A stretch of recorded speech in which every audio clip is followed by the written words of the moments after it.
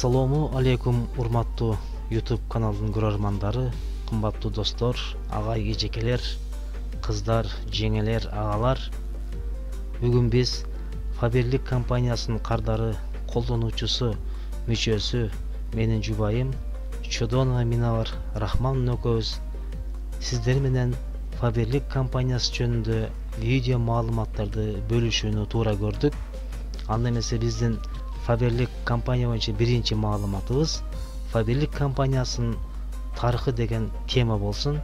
Анда эмесе көңүлүңүздөрдү алдыдагы видео маалыматка бурабыз. Фаберлик компаниясынын тарыхы.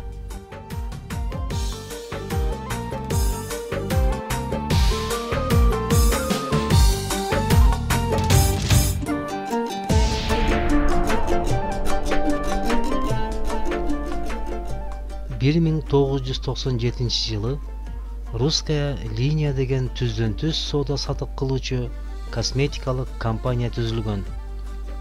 Ал компаниянын негиздөөчүсү жаш орус ишкери Алексей Нечаев болгон.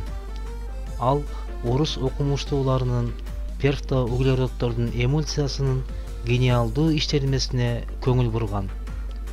Бул эмульсия абадан кычкылтекти алып, аны теринин терең катмарына жеткирип турган. Анын натыйжасында теринин клеткалары жашарып турган.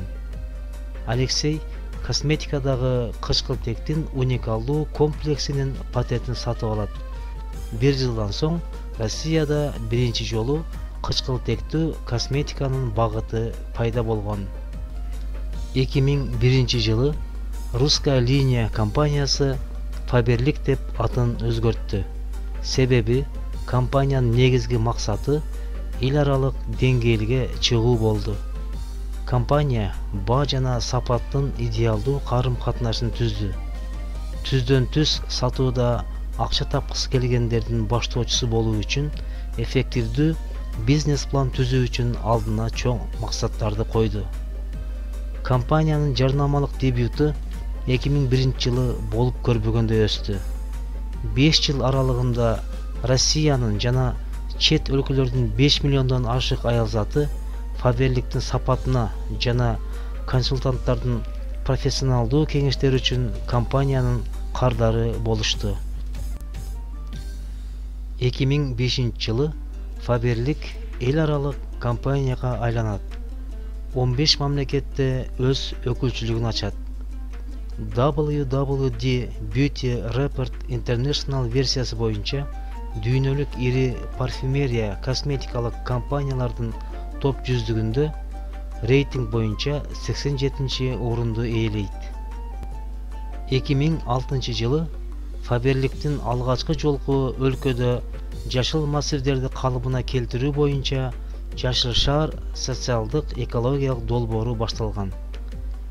2006 жылдан 2009 жылга чейин компания Дарактар шаарга кычкылтек адамдарга аттуу девиздин астында 100 000 дарактын көчөтүн олтургузган. 2007 жыл косметологиянын өнүгүү мезгили болгон. Фаберлик жана япониялык инновациялык косметикалык ингредиенттерди чыгаруучу Найко Chemical лабораториясынын биргелешкен ишинин натыйжасында двойное дыхание же кош дем алуу Новафтем O2 аттуу кычкылтек комплексинин жаңы формуласы ачылган. 2008 жылы Фаберлик Ломоносов атындагы МГУнун гистология жана клеткалуу биология кафедрасы менен биргеликте уникалдуу Рала формуласын ачышкан. Ушул эле жылы компания Раланы косметикада колдонуу боюнча 2 патент алат. Бир жыл ичинде 60тан ашык Фаберликтин жаңы продукциясы чыккан. Дүйнөлүк ири 100 парфюмерия косметикалык компаниялар рейтингинде Фаберлик 86-чы. 2010 жылы Фаберликтин колдоосу менен ЭКА уюму түзүлөт. Бул уюм токой массивдерди калыбына келтирүү боюнча акцияларды уюштурат. Айлана чөйрөгө зыян келтирүүчү факторлор менен күрөшүү жана адамдарды экологиялык аң сезимге окутууну уюштурат. Азыркы учурда бул уюм Россия мамлекетинин 45 аймагында иш жүргүзөт. 2011-2012 жылдары Faberlic үчүн биригүүнүн жылдары болду. Faberlic компаниясы Edelstahl, Infinum жана Sengara компаниялары менен биригип, кардарлардын сулуулугу жана ден соолугу үчүн биргеликте иштей баштайт. Бул биргелешкен компаниялардын бардык кызматтары жана кеңештери бир каталогко биригип, кардарлар үчүн ыңгайлуу шарт түзгөн. 2013 жылы Faberlic жаш балдардын кийимдерин чыгаруу жана сатуу аркылуу мода базарына чыгат. Бул коллекциянын дизайнери болуп, италиялык модельер Germana Travata иштеген.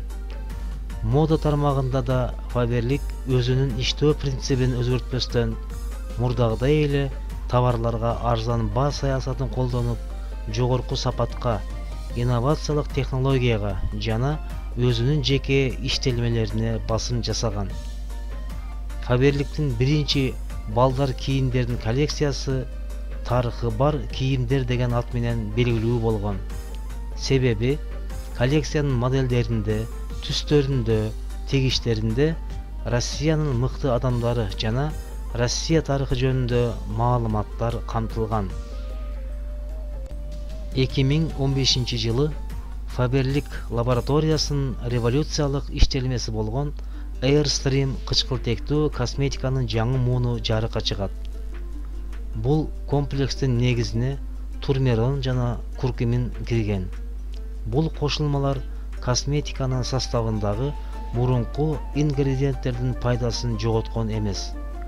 Ошондой эле адистер бул формуланы Novaftem O2 заты менен байытып, продукциянын өтө эффективдүү болушуна шарт түзүшкөн. Ушул эле жылы Faberlic'тин каталогунда биринчи жолу аялдардын кийиминин коллекциясы чыккан. Кызыктырган баалар, тегүү сапаты жана активдүү иш жүргүзүү пайда алууну 50%га өстүргөн.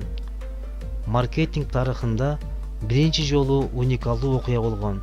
Себеби ар бир секундада компаниянын бирден кийими сатылып турган. 2016 жылы бренд жаңы стратегияны тандады жана мода индустриясында биринчиден болуп, ылдам мода концепциясын ишке ашырды. 2017 жылы Faberlic стилист жана телеалып баруучу Александр Рогов менен аялдар кийимдеринин жана аксессуарларынын жаңы коллекциясын иштеп чыкты. Ошондой эле Faberlic кутурье Валентин Юдашкин менен биргеликте иштешип, эки жаңы коллекцияны түзүштү. Мындан сырткары алар эки аялдардын жана бир эркектердин Валентин Юдашкин деген ароматын чыгарышып, алар тез эле колдонуучулар арасында хитке айланды. Ушул эле жылдын жай айларынын башында Россиянын Ивановс областында жана Фурмановдо Faberlic өзүнүн жеке тигүүчүлүк өндүрүшүн ачты. Эми кийимдерди тигүү иштери Россиянын өзүндө жүргүзүлө баштады. Компания бул менен өзү чыгарган продукциянын сапатына, ылдамдыгына, өндүрүшүнө жана баасына көзөмөл жүргүзүүнү жеңилдете алды. 2018 жылы Faberlic'тин портфолиосунда эки жаңы жылдыздуу коллаборация пайда болду. Актриса жана режиссер Рената Литвинова менен эксклюзивдүү аромат жана декоративдүү косметиканын сызгычын, ал эми актриса Юлия Высоцкая менен ашкана үчүн стилдүү аксессуарлардын коллекциясын жаратышты. Ушул эле жылы Faberlic жаңы инновациялык иштелмени чыгарды. Ал жашартуунун 3 кадамдуу программасы деп аталат. Башкача айтканда, Expert Skin Activator эпидермистин терең катмарлары менен иштөөгө багытталган программа. 2019 жылы Faberlic ааламда чоң жүрүш жасап, глобалдуу прецедент түзө алды. Ал көп миллиондуу аудиториялуу косметика маркасынын тарыхында биринчи жолу өзүнүн кутурье брендин ишке киргизди. Faberlic компаниясы тармактык маркетинг компанияларынын дүйнөлүк рейтингинде 2018 жылы 33 орунда болсо, 2019 жылы 25 орунду ээледи. Faberlic Россиялык компания болгондуктан анын долларга тиешеси жок. Башкача айтканда, доллар кымбаттаганда эл үчүн кымбат болуп кетип, иштешкендер кардар жоготпойт. Баалар анча өзгөрбөйт. Айлык да рубльга карап берилет. Faberlic компаниясы ушуну менен гана чектелип калбастан, 2020 жылдан бери жана мындан ары дагы жаңы коллекцияларды иштеп чыгып, өз кардарларын кубанта берет деген ишеним менен бүгүнкү Faberlic тарыхын жыйынтыктайбыз. Урматтуу колдонуучулар, биздин YouTube каналыбызга дагы бир жолу куш келиңиздер. Биздин каналда мындан ары Faberlic компаниясы жөнүндө түрлүү маалыматтар берилип турмакчы. Ар түрдүү колдонуучулар үчүн рекламалар, атайын окуулар берилип турат. Андыктан биздин каналга жазылып, биздин каналга колдоо көрсөтүп, лайк басып, просмотр кылып коюңуздарды суранабыз. Көңүл бурганыңыздар үчүн чоң рахмат. Биздин каналда кайрадан жолукканча сак саламатта болуңуздар. Так много стран мы объединяем, словно семья.